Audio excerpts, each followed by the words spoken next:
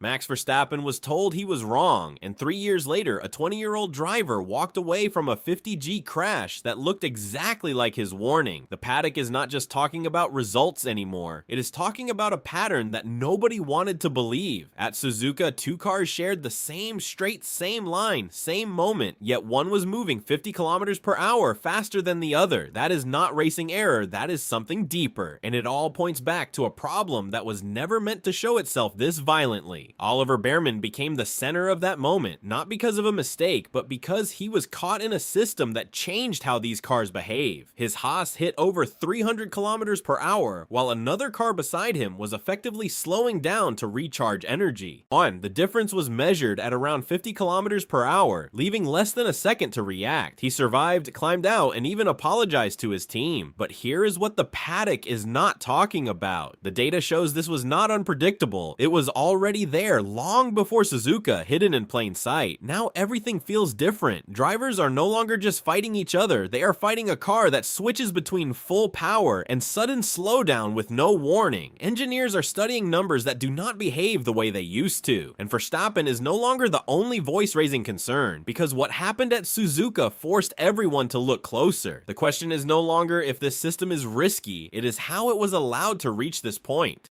Which brings us straight into the crash that should never have existed. The moment Oliver Bearman committed to that move, everything looked completely normal, until it wasn't. He had the run, he had the speed, and by every racing instinct, the overtake was there. But within a blink, the car ahead turned from a target into an obstacle. At over 300 kilometers per hour, Bearman closed in with a speed difference no driver expects on a straight. Franco Colapinto was not defending aggressively, he was simply in a different phase of energy use. That split second turned a clean move into a violent loss of control, and nobody on track could have predicted how quickly it would unfold. What no broadcast covered is this. The numbers behind that moment tell a far more unsettling story. Bearman's Haas was deploying full electrical power, unlocking the full boost available, while Colapinto's Alpine had already switched into energy harvesting mode. That meant one car accelerating at maximum output, while the other was effectively slowing itself down. The closing speed reached around 50 kilometers per hour, with less than 1 second for Bearman to react. When he moved slightly offline, the inside wheels touched grass, and at that speed, grip disappears instantly. The impact that followed measured 50G, yet both the stewards and Haas confirmed the same thing. No driver error, no mechanical failure, and that is where this story gets complicated, because when a crash has no clear mistake, the focus shifts to the system itself. This was not two drivers misjudging space or timing, it was two cars behaving in completely different ways on the same piece of track.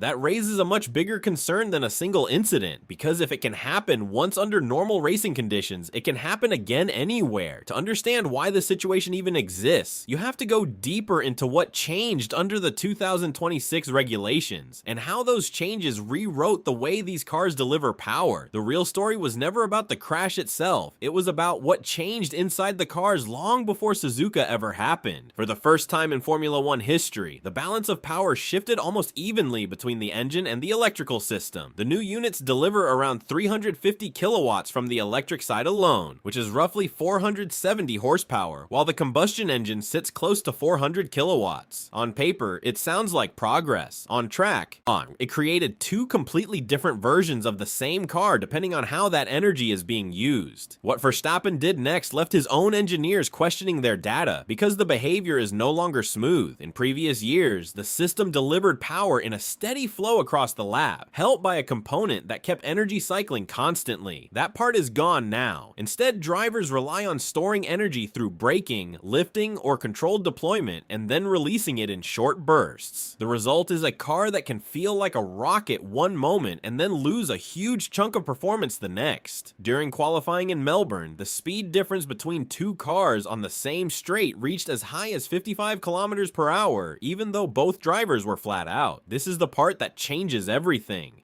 Because it means the car is no longer reacting only to the driver's inputs, it is reacting to energy cycles that can shift within seconds. One driver exits a corner with full deployment and gains instantly. Another exits the same corner harvesting energy and loses speed without doing anything wrong. That split creates a moving target on every straight, and once that pattern was understood, it raised an uncomfortable question. If the data was already showing this behavior, who saw it first and who chose not to act act on it. Max Verstappen saw this coming back in 2023, and at the time it sounded like a driver reacting to something that did not exist yet. During early simulator work, he flagged how these future cars would behave when energy delivery was pushed this far. The concern was simple but serious. The car would no longer feel consistent from one moment to the next. Instead of building speed naturally, it would jump between extremes depending on battery state. Those early warnings did not trigger urgency, because simulations are easy to question when real cars have not turned a wheel yet. By the time testing began in Bahrain in 2026, the tone had changed. Verstappen stepped out of the Red Bull and described the experience as something that did not feel like traditional Formula 1 anymore. He pointed out that too much of the driving was being dictated by energy management rather than pure racing instinct. A few weeks later in Australia, that concern showed itself in real conditions. Starting from the back, he fought through the field to finish 6th, but his car kept switching between full power and sudden drop-offs. The performance swings were not small. They were enough to change how and when overtakes could even happen, and that is where the pattern becomes impossible to ignore, because what started as a simulator observation became a real track behavior, and then turned into a repeated complaint during race weekends. Verstappen was not reacting to one bad session. He was describing a system that behaved differently every time it entered a new phase of energy use. The deeper issue was no longer whether he was right, but how many others were starting to see the same thing, and how quickly those voices began to grow louder across the grid. Charles Leclerc did not mean to start a serious debate when he compared the new system to a game mechanic, but that single comment spread faster than any race result that weekend. During a wheel-to-wheel fight, he described the boost like something you press and suddenly gain an advantage that has nothing to do with rhythm or timing. At first, it sounded light, almost playful, but inside the paddock it landed differently, because drivers understood exactly what he meant, and more importantly, they recognized the feeling from their own cars. What followed was a shift in tone across the grid. Fernando Alonso described overtaking as something that no longer felt fully controlled, where one driver suddenly has more energy and the situation changes instantly. Lando Norris, the reigning world champion, had already warned before the season that these speed differences could lead to a major incident. After the early races, his concern became more direct, pointing out that the gaps in speed were simply too large to manage safely. George Russell, speaking in his role within the drivers group, called the numbers seen at Suzuka unacceptable and pushed for immediate attention to the issue. Nobody in that garage expected what came next, because what started as individual opinions turned into a collective understanding that something fundamental had shifted. Even younger drivers like Oscar Piastri, watching events unfold, acknowledged how accurate those earlier comparisons really were. This was no longer about one team or one setup getting it wrong. It was about every car on the grid dealing with the same underlying behavior. And once the drivers aligned on that reality, the focus moved away from the cockpit and straight toward the people responsible for the rules themselves. Nicolas Tombazis knew there were solutions on the table before Suzuka. And that is what makes the next part so difficult to ignore. Inside the FIA, the behavior of these power units was already being studied, and early simulations had shown the same uneven delivery patterns teams were now reporting. But instead of moving quickly, the decision was to wait, to gather more real race data before making any major adjustment. From a regulatory point of view, it was a cautious approach. From a racing point of view, it allowed the problem to continue developing in live conditions. The only visible change before Suzuka was a small reduction in maximum stored energy for qualifying, dropping from 9 megajoules to 8. All 5 engine manufacturers agreed to it, which made it easy to approve, but the effect on track was limited. The core behavior of the cars remained the same.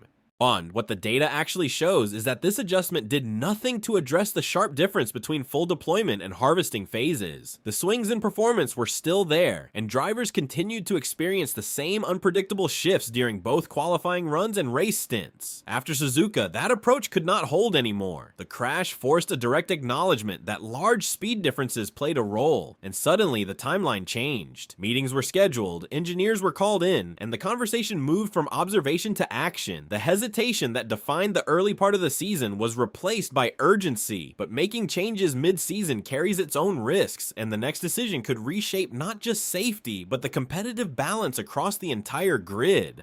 Engineers across the grid arrived at the same conclusion. The behavior of these cars has to be smoothed out, but every solution comes with a trade-off. One of the strongest proposals is to reduce the peak electric output from around 350 kilowatts to somewhere closer to 200 or 250. That alone alone would limit the sudden surge drivers feel when deploying energy. Another idea is to increase the level of power available during full throttle harvesting, so the car does not lose as much speed while recharging. Both changes aim to close the gap between the two extremes that are currently causing the biggest issues. But the deeper changes go even further. There is discussion about lowering the total energy allowed per lap from around 8 or 9 megajoules down to 5 or 6, thus forcing a more controlled use of deployment across the lap. At the same time, engineers are exploring ways to make the transition between modes less abrupt, so the car does not suddenly drop performance in the middle of a straight. Software also comes into focus here, especially after moments like Charles Leclerc's disrupted qualifying lap in China, where a small input triggered the wrong energy behavior at the worst possible time. And this is where the balance becomes delicate, because every adjustment designed to improve safety could also reshape performance across the grid. Teams that built their cars around aggressive deployment strategies could lose an advantage overnight, while others might gain ground without changing anything on track. The championship fight could shift without a single overtake being made. That is why the final decision carries so much weight, because fixing the problem is not just about preventing another incident, it is about redefining how these cars compete for the rest of the season, leading straight into what happens next. Oliver Bearman walked away from Suzuka, but the impact of that moment is still moving through the sport. The FIA has now formally recognized that extreme speed differences were a key factor, and that changes are no longer optional. The emergency meeting set for April 9th brings together teams, engine manufacturers, and officials who now have to decide how far they are willing to go. Circuits like Baku, Singapore, and Las Vegas add another layer of urgency, because unlike Suzuka, there is far less room for error when walls are just meters away at full speed.